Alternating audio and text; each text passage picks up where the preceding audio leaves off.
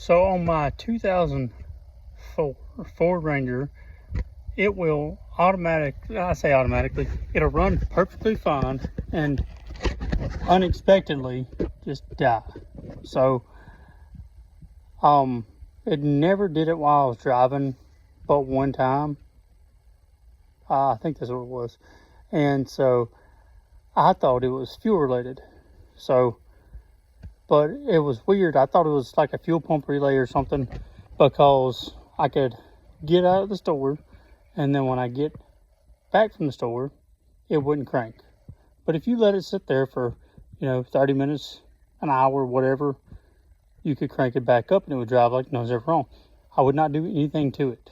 So what I found one day, me and my son was at the store and it broke down with us, and I brought a jumper wire in the back, and I was going to jump the fuel pump relay to see if that's what it was.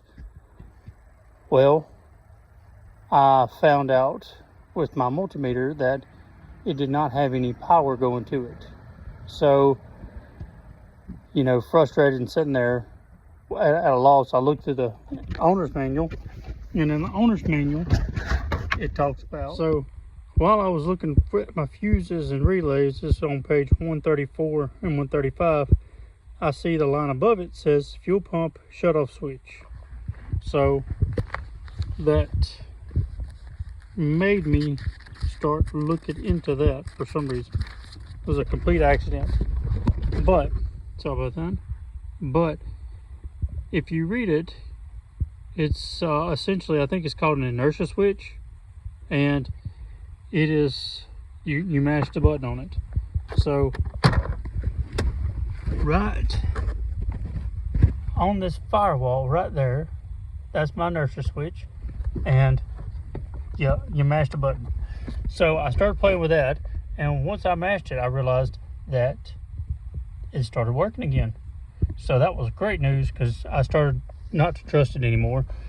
And then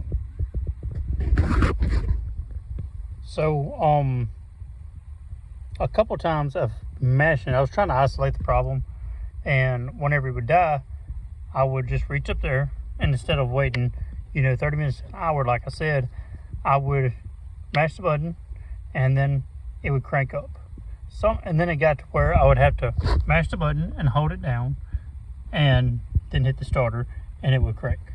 So I found out that I'm like, okay, so my inertia switch is bad. That's what I was thinking. But when I kept having this problem repetitively, I realized that the wires on bottom, and this is part of it, and I can't find the rest of it right offhand, but what happened is somehow it is shorted and messed up the contact point for it.